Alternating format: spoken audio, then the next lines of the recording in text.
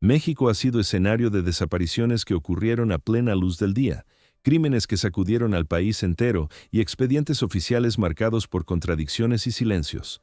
En distintos estados, personas, pruebas y verdades parecieron desvanecerse sin dejar rastro claro. Algunos casos siguen abiertos, otros fueron cerrados sin convencer a todos. 1. La desaparición de los 43 estudiantes de Ayotzinapa. La noche del 26 de septiembre de 2014, un grupo de estudiantes de la Escuela Normal Rural Raúl Isidro Burgos de Ayotzinapa salió de su plantel en Tixtla, Guerrero, con destino a Iguala. Su intención era tomar autobuses para viajar a la Ciudad de México y participar en la conmemoración del 2 de octubre. Era una práctica que habían realizado en años anteriores. Poco antes de las 10 de la noche, varios autobuses fueron interceptados por policías municipales en Ville-Noven-Monesetzan, distintos puntos de Iguala. Testigos relataron disparos. La agresión dejó 6 personas muertas, entre ellas 3 normalistas y decenas de heridos. En medio del caos, 43 estudiantes fueron detenidos y subidos a patrullas. Esa fue la última vez que se les vio con vida de manera confirmada. En las horas siguientes, familiares comenzaron a llamar a los teléfonos de los jóvenes. Muchos ya no respondían. Al día siguiente, las autoridades locales informaron que desconocían su paradero. La versión oficial presentada semanas después por la entonces Procuraduría General de la República sostuvo que los estudiantes habían sido entregados por policías municipales al grupo criminal Guerreros Unidos, quienes los habrían asesinado e incinerado en el basurero de Cocula. Esa narrativa fue denominada por el propio gobierno como la verdad histórica. Sin embargo, pronto surgieron cuestionamientos. Peritajes independientes señalaron que, según estudios científicos, era prácticamente imposible incinerar 43 cuerpos a cielo abierto en las condiciones descritas sin dejar evidencia masiva de combustión. El equipo argentino de antropología forense detectó irregularidades en la recolección y manejo de restos óseos. Se denunció que algunas bolsas con fragmentos fueron halladas en el río San Juan en circunstancias no del todo claras.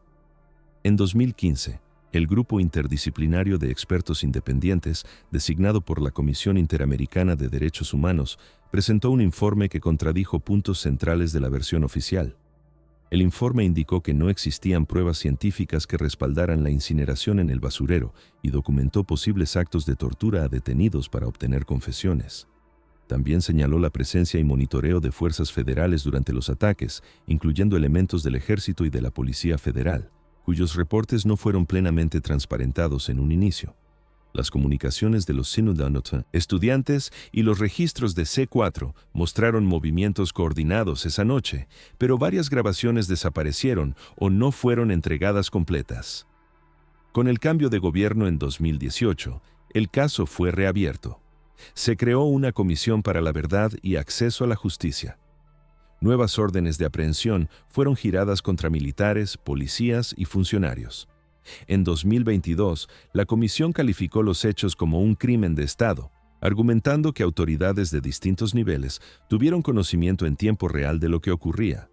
También se informó que la verdad histórica había sido construida con base en información alterada. Hasta ahora, mediante análisis de ADN, solo se ha logrado identificar plenamente a 3 de los 43 estudiantes: Alexander Mora Venancio, Cristian Alfonso Rodríguez Telumbre y Josivani Guerrero de la Cruz. Sus restos fueron localizados en puntos distintos a los señalados originalmente. El paradero de los otros 40 sigue sin determinarse con certeza. Las investigaciones han avanzado entre detenciones, liberaciones por fallas procesales y nuevas líneas que apuntan a vínculos entre autoridades municipales y el crimen organizado. Documentos judiciales revelaron que el ejército tenía infiltrados dentro de la Normal y que recibió reportes en tiempo real de los movimientos de los estudiantes esa noche. A pesar de ello, no existe una explicación definitiva sobre por qué no intervino para evitar la desaparición. Las familias continúan marchando cada mes. Han recorrido cuarteles, fiscalías y oficinas gubernamentales exigiendo acceso total a archivos militares. En audiencias públicas han escuchado versiones que cambian con los años. Algunos implicados han muerto antes de ser sentenciados. Otros aseguran haber actuado bajo órdenes superiores que nunca se han esclarecido. Iguala volvió a la rutina, pero en sus calles aún se recuerda la secuencia de disparos, persecuciones y patrullas circulando en la madrugada. La pregunta central permanece intacta. ¿Qué ocurrió exactamente con los 43 estudiantes entre el momento en que fueron subidos a las patrullas y las horas posteriores en que su rastro se perdió por completo? A más de una década, el expediente sigue abierto, con miles de páginas, decenas de detenidos y una verdad que todavía no ha sido reconstruida de forma concluyente. 2. El asesinato de Luis Donaldo Colosio. El 23 de marzo de 1994, Luis Donaldo Colosio Murrieta, candidato presidencial del Partido Revolucionario Institucional, visitó la colonia Lomas Taurinas en Tijuana, Baja California. La campaña atravesaba un momento delicado. Semanas antes, en un discurso pronunciado el 6 de marzo en el Monumento a la Revolución, Colosio había hablado de un México con hambre y sed de justicia, palabras que fueron interpretadas por algunos como una toma de distancia del gobierno en turno. Aquella tarde en Tijuana, el evento estaba programado como un acto proselitista más. El lugar era una zona popular, con calles estrechas y terreno irregular. No existía un perímetro de seguridad claramente delimitado. La multitud rodeaba al candidato mientras avanzaba lentamente entre simpatizantes. A las 17:12 horas, según el parte oficial, se escuchó una detonación. Colosio cayó al suelo con una herida en la cabeza. Segundos después, un segundo disparo impactó en su abdomen. El caos fue inmediato. Imágenes de video muestran empujones, gritos y a miembros del equipo de seguridad intentando abrir paso hacia una camioneta. Colosio fue trasladado de urgencia al Hospital General de Tijuana. Horas más tarde, alrededor de las 19:45, se informó oficialmente su fallecimiento. En el lugar fue detenido un hombre identificado como Mario Aburto Martínez, de 23 años, obrero maquilador originario de Michoacán. Testigos declararon haberlo visto cerca del candidato instantes antes del disparo. Fue presentado como el autor material del crimen. En sus primeras declaraciones ante el Ministerio Público, Aburto confesó haber actuado solo. Sin embargo, en días posteriores afirmó haber sido presionado y denunció malos tratos. El proceso judicial avanzó con rapidez. La Procuraduría General de la República designó a varios fiscales especiales. El primero, Miguel Montes, sostuvo inicialmente que se trató de un asesino solitario. Meses después, fue removido del caso. Su sucesor, Olga Islas, renunció al poco tiempo. Finalmente, el fiscal Pablo Chapa Besanilla condujo nuevas líneas de investigación, entre ellas la posibilidad de un segundo tirador. Videos grabados por asistentes mostraban ángulos confusos. En algunas tomas se observaba a un hombre con camisa blanca cerca del candidato en el momento del disparo. Esa persona fue identificada como Jorge Antonio Sánchez Ortega, agente del Centro de Investigación y Seguridad Nacional. Se le practicaron pruebas de rodisonato de sodio que inicialmente resultaron positivas, aunque después se cuestionó la cadena de custodia de dichas pruebas. La hipótesis de un segundo tirador fue descartada oficialmente tiempo después. Peritajes balísticos concluyeron que ambos impactos provenían de la misma arma calibre 38 especial atribuida a Aburto. No obstante, inconsistencias en las trayectorias y diferencias en declaraciones de testigos alimentaron dudas públicas. Además, surgieron versiones sobre la posible existencia de más de una persona detenida con el nombre de Mario Aburto. Fotografías difundidas por medios mostraban aparentes diferencias físicas entre el detenido presentado ante la prensa y el que aparecía en audiencias posteriores. Las autoridades negaron cualquier sustitución de identidad. En 1995, Aburto fue sentenciado a 45 años de prisión por homicidio calificado. Con el paso del tiempo, diversos actores políticos y periodistas cuestionaron si el crimen pudo haber tenido autores intelectuales. El contexto era complejo. Ese mismo año, México enfrentaba el levantamiento armado del Ejército Zapatista de Liberación Nacional y tensiones internas dentro del propio partido gobernante.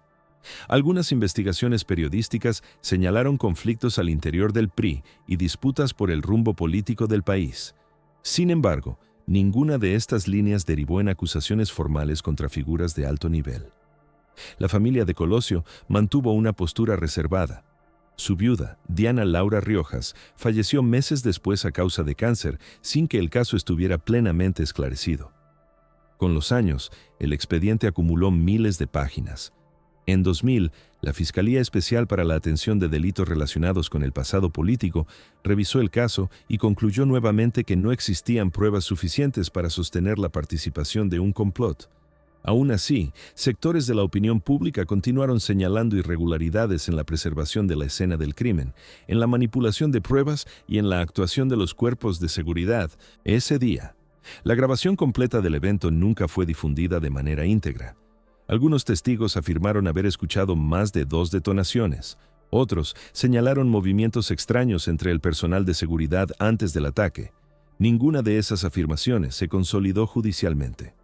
3 décadas después, el asesinato de Luis Donaldo Colosio sigue siendo uno de los episodios más decisivos y discutidos de la historia política reciente de México. La versión oficial sostiene que un solo hombre actuó por cuenta propia. Sin embargo, la rapidez con que se cerraron ciertas líneas de investigación, los cambios de fiscales y las contradicciones en los primeros días posteriores al crimen mantienen abierta una pregunta que nunca fue respondida de forma concluyente. Si aquella tarde en Lomas Taurinas fue obra de un individuo aislado o el resultado de decisiones que nunca quedaron registradas en ningún expediente público. 3. El caso de Paulette Guevara Fara. La madrugada del 22 de marzo de 2010, Paulette Guevara Fara, una niña de 4 años con discapacidad motriz y de lenguaje, desapareció de su habitación en un departamento ubicado en el conjunto residencial Porto Vita, en Huixquilucan, Estado de México. Según declararon sus padres, Mauricio Guevara y Lisette Fara, la menor había sido acostada la noche anterior por su niñera. A la mañana siguiente, cuando intentaron despertarla para ir a la escuela, ya no estaba en su cama. El departamento no presentaba señales de violencia, la puerta principal tenía cerradura de seguridad y no existían indicios visibles de forzamiento. La noticia se difundió rápidamente en medios nacionales. Autoridades estatales desplegaron operativos de búsqueda en la zona, revisaron cámaras de seguridad y tomaron declaraciones a familiares, empleadas domésticas y vecinos. Durante 9 días, el caso se convirtió en uno de los más mediáticos del país. Reporteros ingresaban al edificio, transmitían en vivo desde la sala del departamento y entrevistaban a los padres frente a cámaras. En varias de esas entrevistas, Lisette Fara mostró inconsistencias en sus declaraciones sobre los horarios y movimientos de esa noche. Las 2 niñeras que trabajaban en la casa fueron detenidas de manera provisional y sometidas a interrogatorios. Ambas denunciaron presiones para inculparse. El 31 de marzo, 9 días después de la desaparición, la Procuraduría General de Justicia del Estado de México informó que el cuerpo de Paulette había sido encontrado en su propia habitación, entre el colchón y la base de la cama. El hallazgo ocurrió en un espacio que, según las versiones oficiales, ya había sido revisado en múltiples ocasiones por peritos, policías y familiares. Las imágenes mostraban que el colchón estaba pegado a la cabecera y cubierto por sábanas aparentemente intactas. La posición del cuerpo generó desconcierto inmediato. La Procuraduría sostuvo en un inicio que la niña pudo haber caído accidentalmente al espacio entre el colchón y la base, quedando atrapada sin poder pedir ayuda debido a su discapacidad. Días después, el entonces procurador Alberto Basbás declaró que la causa de muerte fue asfixia mecánica por obstrucción de vías respiratorias y que se trató de un accidente. Sin embargo, peritos independientes señalaron inconsistencias. Se cuestionó cómo era posible que durante 9 días nadie percibiera olor a descomposición en una habitación pequeña. También se señaló que en las transmisiones televisivas realizadas dentro del cuarto, periodistas y familiares se sentaron sobre la misma cama sin notar la presencia del cuerpo. Las grabaciones de esos días muestran movimientos en el colchón que, según algunos observadores, no parecen compatibles con un cuerpo debajo. Además, la autopsia indicó que la menor llevaba pijama y no presentaba lesiones externas significativas. Las declaraciones públicas de los padres fueron cambiando con el tiempo. En una conferencia, Lisette Fara afirmó que había revisado la cama personalmente el primer día y que no había nada. Mauricio Guevara aseguró que la búsqueda fue exhaustiva desde el inicio. La Procuraduría modificó su narrativa en distintas ocasiones, pasando de una posible sustracción a un accidente doméstico. La presión mediática fue intensa. Especialistas en criminología criticaron la contaminación de la escena, ya que el departamento no fue asegurado de forma inmediata y decenas de personas ingresaron antes del hallazgo del cuerpo. Las niñeras fueron liberadas sin cargos. No se presentó acusación formal contra ningún miembro de la familia. En mayo de 2010, Alberto Basbás renunció a su cargo. El expediente fue cerrado oficialmente como muerte accidental. A pesar de ello, el caso dejó múltiples interrogantes.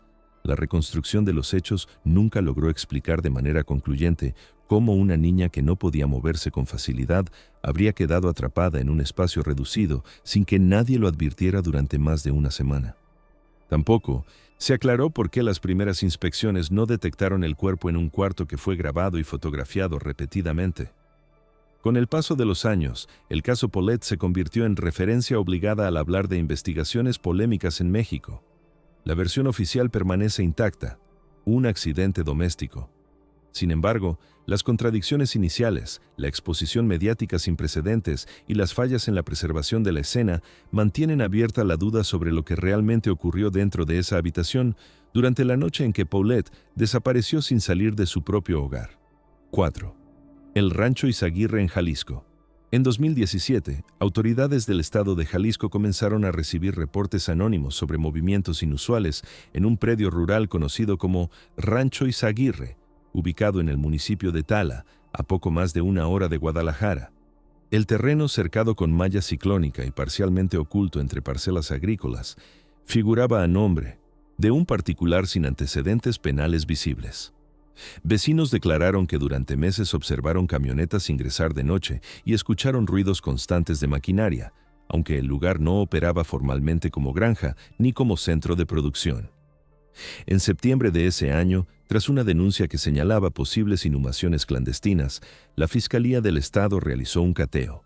En el interior encontraron áreas removidas recientemente, tambos metálicos enterrados y restos óseos calcinados dispersos en distintos puntos del predio. Peritos del Instituto Jalisciense de Ciencias Forenses documentaron fragmentos humanos en condiciones que dificultaban su identificación inmediata. El hallazgo fue clasificado como posible sitio de inhumación clandestina vinculado a la delincuencia organizada. Sin embargo, la magnitud real del caso tardó meses en hacerse pública. Durante los trabajos de excavación, se localizaron más restos y objetos personales, entre ellos prendas de vestir, zapatos y credenciales parcialmente quemadas. Algunos familiares de personas desaparecidas en la región acudieron al lugar con fotografías en mano. La zona ya acumulaba decenas de reportes por desaparición forzada, especialmente entre 2015 y 2017. Tala y municipios cercanos habían sido señalados por disputas entre grupos criminales. La Fiscalía informó en conferencias que el rancho pudo haber sido utilizado como punto de reunión y posible sitio de ejecución. No obstante, nunca se precisó cuántas víctimas correspondían al lugar. Los restos fueron trasladados a laboratorios forenses saturados por otros casos similares en el estado. El proceso de identificación se volvió lento. En años posteriores, colectivos de búsqueda independientes denunciaron que no toda el área había sido excavada en la primera intervención. Señalaron omisiones en el aseguramiento del perímetro y posible pérdida de evidencia. En 2019, una segunda diligencia en el predio reveló nuevos fragmentos óseos que no habían sido detectados inicialmente. La Fiscalía explicó que las condiciones del terreno y la fragmentación extrema de los restos dificultaban su recuperación total. Hasta ahora, solo una parte mínima de los restos hallados ha sido asociada mediante pruebas genéticas a personas reportadas como desaparecidas. El número exacto nunca fue confirmado públicamente con claridad. Tampoco se anunció la detención de responsables directos vinculados específicamente con las actividades dentro del rancho. En informes oficiales se mencionó la posible participación de un grupo criminal que operaba en la región, pero el expediente no detalló la estructura interna ni quién ordenó utilizar el lugar como presunto sitio de exterminio. El propietario legal del terreno declaró que lo había rentado sin conocimiento de las actividades ilícitas. Esa línea no fue profundizada públicamente. Para los habitantes de la zona, el rancho pasó de ser un terreno aparentemente abandonado, a convertirse en referencia constante en reportes de desaparición. El sitio fue resguardado durante meses, luego quedó bajo vigilancia intermitente. Con el tiempo, el caso dejó de ocupar titulares nacionales, pero los familiares continúan exigiendo información precisa sobre cuántas personas pasaron por ese lugar y qué ocurrió exactamente dentro de sus límites. Las autoridades sostienen que las investigaciones siguen abiertas y que el análisis forense continúa en curso. Sin embargo, a varios años del primer cateo, el rancho Izaguirre permanece como un espacio donde se encontraron indicios claros de violencia sistemática sin que exista una reconstrucción completa de los hechos. La tierra removida, los restos calcinados y los objetos personales recuperados apuntan a múltiples historias interrumpidas, pero el expediente no ofrece todavía una narrativa definitiva sobre quién convirtió ese predio rural en un punto asociado a desapariciones masivas, ni cuánto tiempo operó sin ser detectado. 5. El incendio de la guardería ABC. El 5 de junio de 2009, poco después de las 14:45 horas, un incendio comenzó en una bodega contigua a la guardería ABC, subrogada por el Instituto Mexicano del Seguro Social, en Hermosillo, Sonora. En el interior del inmueble permanecían más de un centenar de niños, la mayoría menores de 3 años. El fuego se originó en un almacén que guardaba documentación oficial del gobierno estatal. Según los primeros peritajes, las llamas avanzaron rápidamente debido a materiales inflamables acumulados y a la falta de muros cortafuego adecuados entre la bodega y la guardería. El techo del centro infantil, compuesto en parte por láminas y material aislante, comenzó a desprender gases tóxicos. El humo invadió las salas donde los niños dormían la siesta. Las trabajadoras intentaron evacuar a los menores por una única salida principal. Varias ventanas estaban selladas con protecciones metálicas, fijas. Algunos padres que se encontraban cerca rompieron paredes y forzaron accesos para rescatar a los niños. El incendio fue controlado horas después.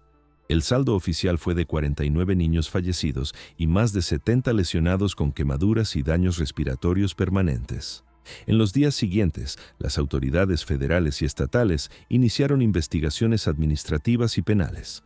Un dictamen preliminar señaló que la guardería operaba con diversas irregularidades, entre ellas insuficiencia en rutas de evacuación, falta de extintores funcionales y deficiencias en las inspecciones previas. Se documentó que el inmueble no cumplía con todas las normas de seguridad vigentes. La Suprema Corte de Justicia de la Nación realizó una investigación propia. En su informe de 2010, reconoció la existencia de responsabilidades administrativas en funcionarios de distintos niveles por omisiones en supervisión y otorgamiento de permisos. Sin embargo, determinó que no existían elementos para fincar responsabilidad penal directa a altos funcionarios. Paralelamente, la Procuraduría General de la República abrió averiguaciones por homicidio culposo y lesiones. Varios empleados y exfuncionarios fueron procesados. Algunos recibieron sentencias años después, otros quedaron absueltos por falta de pruebas o irregularidades procesales. Las familias de las víctimas denunciaron que las investigaciones se fragmentaron y que no se estableció una cadena clara de mando sobre quién permitió que la guardería operara en esas condiciones. Se señaló además que uno de los socios de la guardería tenía vínculos familiares con figuras políticas locales, lo que generó sospechas sobre posibles conflictos de interés en la supervisión. Las periciales técnicas indicaron que el incendio se propagó por acumulación de papelería y por la ausencia de barreras de contención adecuadas. No obstante, persistieron dudas sobre por qué la bodega gubernamental almacenaba tal volumen de material combustible junto a un centro infantil.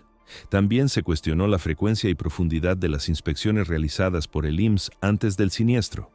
En años posteriores, colectivos de padres continuaron exigiendo justicia integral y reparación del daño.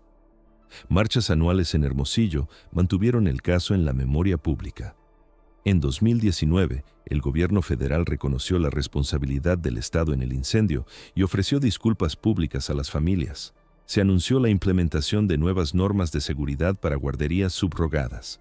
Sin embargo, para muchos familiares, el reconocimiento llegó tarde y no sustituyó la necesidad de sanciones claras para todos los involucrados. El expediente judicial acumuló miles de páginas y atravesó múltiples instancias. A más de una década del incendio, el caso sigue siendo citado como ejemplo de fallas estructurales en supervisión y rendición de cuentas. Aunque existen sentencias contra algunos responsables, no todos los niveles de decisión fueron esclarecidos. La pregunta que persiste no es solo cómo comenzó el fuego, sino por qué un centro infantil operaba en un entorno que no garantizaba condiciones mínimas de seguridad y quién permitió que esas condiciones se mantuvieran hasta el día en que 49 niños no regresaron a casa. 6. Los túneles secretos en la frontera de Tijuana.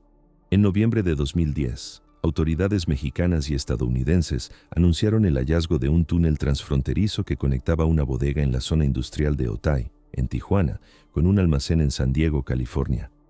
La estructura medía más de 600 metros de longitud y estaba equipada con ventilación, iluminación eléctrica y un sistema rudimentario de rieles para transportar carga. No era el primero descubierto en la región, pero sí uno de los más sofisticados hasta ese momento. El acceso en Tijuana se encontraba oculto bajo el piso de concreto de una nave aparentemente abandonada. Para llegar a él era necesario descender por una escalera metálica hasta más de 20 metros de profundidad. Las autoridades estimaron que su construcción había tomado meses, posiblemente años, y que requería conocimientos técnicos avanzados. Durante el operativo se incautaron varias toneladas de marihuana. Sin embargo, la magnitud de la obra generó interrogantes que iban más allá del decomiso. Investigadores federales señalaron que el túnel cruzaba bajo una de las zonas más vigiladas de la frontera. Sensores de movimiento, patrullajes constantes y tecnología de detección no habían identificado su existencia durante el proceso de excavación. En años posteriores, otros túneles fueron localizados en distintos puntos de Tijuana, especialmente en colonias cercanas al aeropuerto y a la garita de Otay Mesa. Algunos contaban con sistemas eléctricos más complejos, elevadores improvisados y paredes reforzadas con madera y acero. La repetición de hallazgos reveló un patrón. Bodegas discretas, terrenos en renta a nombre de prestanombres y excavaciones que avanzaban a gran profundidad para evitar ser detectadas. En 2014 y 2016 se descubrieron nuevas estructuras, una de ellas equipada con ventilación forzada y un sistema de bombeo para evitar inundaciones. La Administración para el Control de Drogas de Estados Unidos afirmó que los túneles eran utilizados principalmente para el tráfico de drogas a gran escala. No obstante, algunos informes internos mencionaron la posibilidad de que también sirvieran para el traslado clandestino de personas. Pese a múltiples cateos y detenciones, nunca se presentó públicamente un esquema completo de la red que coordinaba estas construcciones. Se atribuyeron a organizaciones criminales con presencia en Baja California, pero los expedientes judiciales omitieron detalles sobre ingenieros, financistas y supervisores técnicos. Expertos en geología consultados por medios locales señalaron que la composición del suelo en ciertas zonas de Tijuana facilita excavaciones profundas sin colapsos inmediatos, siempre que exista planeación estructural.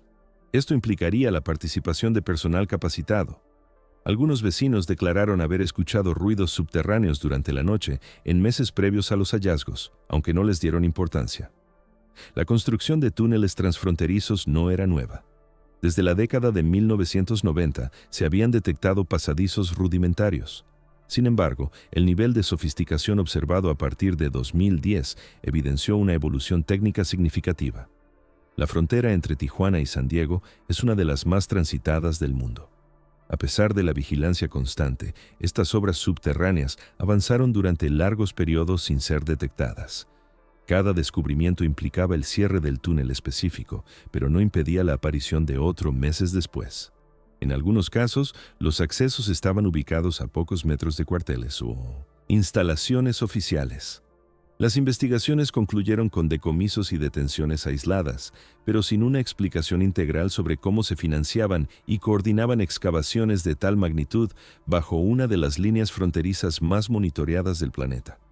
La tierra removida, los sistemas eléctricos instalados y la logística requerida para transportar toneladas de material excavado plantean una pregunta persistente. ¿Cuántos túneles más fueron construidos y utilizados antes de ser descubiertos y cuántos pudieron operar sin dejar registro en ningún informe oficial? Gracias por permanecer hasta el final. A veces la verdad no desaparece, solo se oculta entre el silencio y el paso del tiempo, esperando que alguien observe con atención las sombras donde la memoria guarda lo que nunca fue explicado.